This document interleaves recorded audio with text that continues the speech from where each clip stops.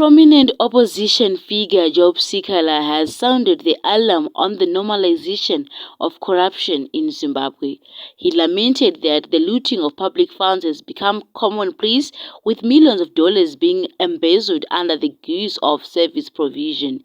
Job Sikala cited the recent 40 million scandal involving the Zimbabwe Electoral Commission (ZEC) and the alleged theft of 62 million meant for COVID-19 protective gear in 2020.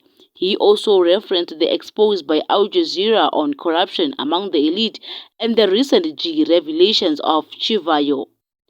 The outspoken leader called on Zimbabweans to reject the culture of looting and demand accountability from their leaders.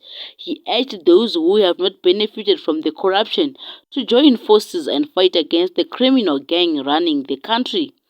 Job Sikala's statement has sparked a renewal call to action against corruption and a demand for transparency and good governance in Zimbabwe.